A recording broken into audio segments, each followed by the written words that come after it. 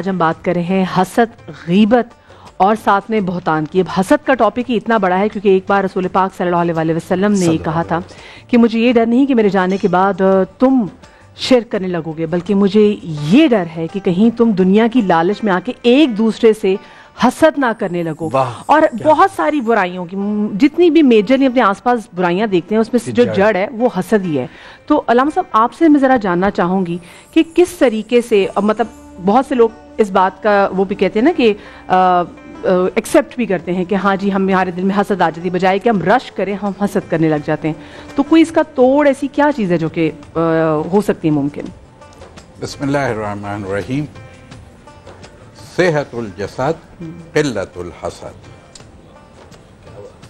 یہ حضرت علی علیہ السلام کا قول مجھے اسی بات سے، جو ابھی آپ نے پہلے بھی کہا تھا کہ یہ زہر اصل میں تو دوسرے کو پلاتا ہے لیکن خود پی لیتا ہے انسان، پلاتا دوسرے کو ہے مرتا خود ہے۔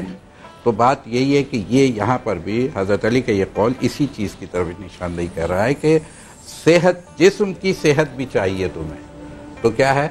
حسد سے بچو، ایاکم حسد۔ رسول اکرم صلی اللہ علیہ وآلہ وسلم نے واضح بیان کر دیا کہ پناہ مانگو پناہ مانگو پناہ مانگو حسد سے، یعنی اتنی بڑی برائی ہے۔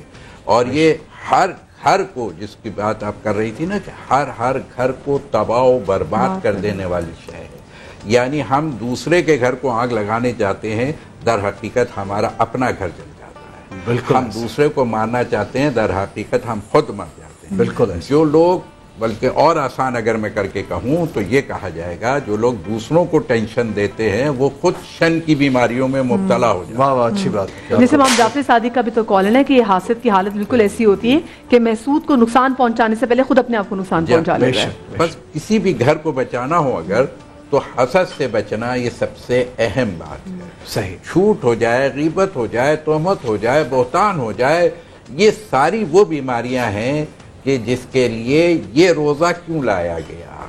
تو پھر حضرت علی علیہ السلام یہاں پر بھی اس کا بہت خوبصورت جواب دیتے ہیں کہ صوم و اجتناب المحارم، جب تک ہم اپنے گھر کو کیا ہے حرام چیزوں سے نہیں بچائیں گے، اپنے معاشرے کو نہیں بچائیں گے، اس وقت تک کیا ہے ہمارا گھر محفوظ نہیں ہوتا۔ اور جب تک گھر محفوظ نہیں ہوگا اس وقت تک وہ گھر جنت بن نہیں سکتا۔ اور بلکہ یہاں تک اس کے لیے روایات اس طرح بھی موجود ہیں کہ جو شخص حسد کرتا ہے، یعنی دوسرے کو جلانا چاہتا ہے، وہ اپنے گھر کے اندر خود رسوا اور ذلیل ہو جاتا ہے۔ بہت اچھی بات، اللہ اکبر، ہر قدم پر۔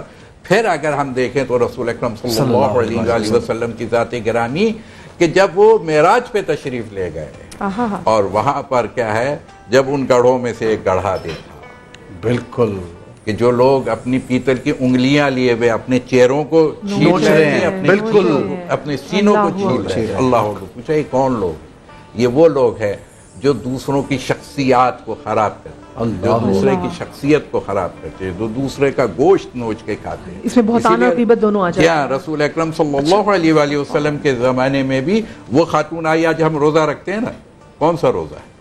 یہ جو مومن بھائی کا کچا گوشت کھا رہا ہے، وہ ایک خاتون آ گئی اور رسول اکرم صلی اللہ علیہ وآلہ وسلم کے سامنے تشت رکھا ہوا ہے، خرما رکھا ہوا ہے یا گوشت رکھا ہے، بہرحال وہ انہوں نے کچھ دیر گفتگو کی اور اس میں غیبت کی، اور جب غیبت کی تو اس کے نتیجے میں کیا ہوا؟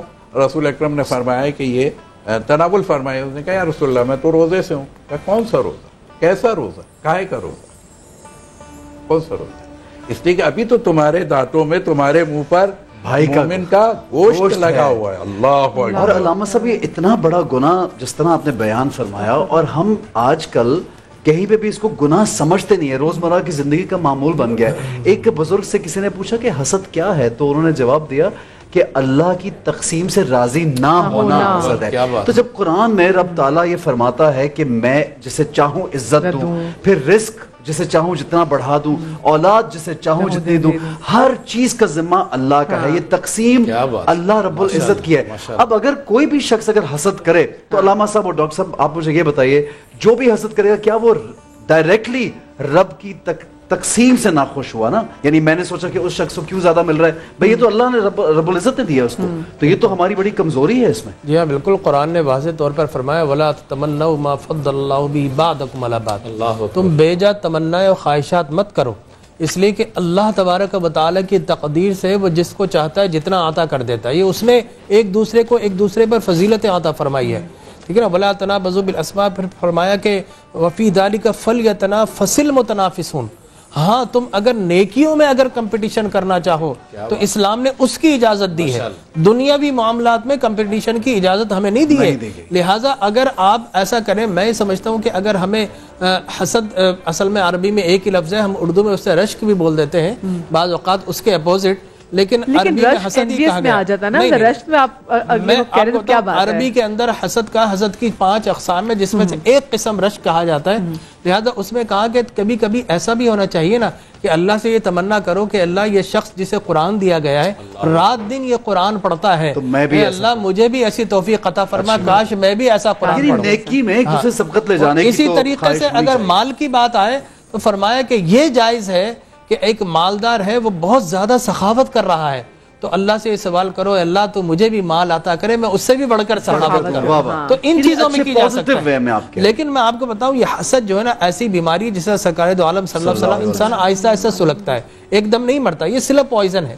اس سے پہلے انسان جب حسد کرتا ہے سب سے پہلے اس کی شخصیت متاثر ہوتی ہے, لوگ اس کی بات پر یقین کرنا کم کر دیتے ہیں, پھر اس کے بعد آہستہ آہستہ اس کے دوست اس سے کھچنا شروع کر دیتے ہیں, اور پھر ایک موقع حسد کا ایسا آتا ہے کہ اللہ بھی اس سے ناراض ہو جاتا ہے. یاد رکھیے کہ اس دنیا میں اگر پہلا شخص جس نے حسد کیا تھا وہ شیطان تھا. جب اللہ نے حضرت آدم علیہ الصلوۃ والتسلیم کو زمین پر خلافت اور نیابت عطا فرمائی تو شیطان نے سب سے پہلے حسد کیا. نتیجہ کیا نکلا؟ اللہ تبارک و تعالی نے اسے جنت سے بے دخل کر کے زمین پر پھینک دیا, مردود قرار دے دیا. لہذا حسد کرنے والا کیا ہوتا ہے کہ پرے ہو جاتا ہے. آج اگر ہم یہ کہتے ہیں نا کہ یار یہ پریشان, اس کا مطلب کیا ہے؟ اپنی شان سے پرے ہو گیا. انسان کی شان تو مسجود ملائک ہے, آج انسان اگر پریشان ہے تو اپنی شان سے پرے ہو گیا ہے. لہٰذا شان سے قریب ہونا چاہتا ہے تو شیطان سے دور ہو جا, شیطان سے دور اس وقت ہوگا جب حسد سے دور ہوگا. ڈاکٹر صاحب بڑی اچھی سارے مہینے میں جوائن کی. سارے میں سب سے پہلے السلام علیکم. اچھا اس معاشرے میں جہاں پہ ہم حسد کی بات کر رہے ہیں اور ایک دوسرے سے چھین لینے کی بات کر رہے ہیں تو سارے بھائی جیسے لوگ اور بہت سے ایسے کچھ اور لوگ بھی ہیں جو درد دل رکھتے ہیں انسانوں کی بہتری کے لیے, یعنی یہ سوچتے ہیں کہ ہم ہمیشہ ہر روز کوئی ایسا یہاں پہ ایک فیملی لے کے آئیں جس کی ہم سب مدد کر سکیں. سارے میں کیا اور ادر دین دیٹ سارے بھائی کے تو بہت اس میں جو آرگنائزیشن میں ایسے بہت سے لوگ اس لیے موجود ہیں کیونکہ ان کے گھر میں بھی حسد بہت بڑھ گئی تھی. بالکل, تو حسد کے وکٹمز آپ کے پاس ہیں جن کو آپ نے شیلٹر دیا ہوا ہے. نہیں, حسد کا شکار تو ہم بھی ہو جاتے ہیں, اس لیے میں پوچھ رہا تھا کہ آج کل حسد یہ سب دینی بات. آپ کیسے شکار ہوتے ہیں؟ میں بتاتا ہوں آپ کو. علامہ صاحب نے کہا, ڈاکٹر صاحب نے, بالکل ہمارا یہی ایمان ہے کہ ہمارے اوپر جب کوئی کیچڑ اچھال رہا ہوتا ہے صرف اپنی شان کے لیے تو ہم برداشت کر رہے ہوتے ہیں, چپ رہتے ہیں کہ اللہ اس کا بدلہ لے گا.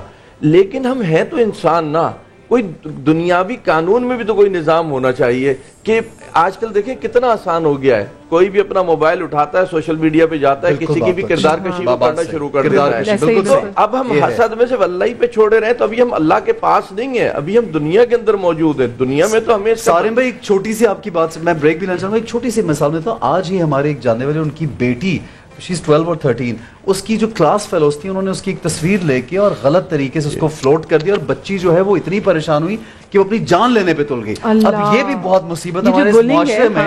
آج ہم کیا کریں گے کہ دوسری کی بدنامی کرنے کے لیے غلط تصویر ڈال دیں گے, اس کے لیے کچھ لکھ کے گروپس میں بھیج دیں گے جہاں پہ 60 لوگ ہوتے ہیں.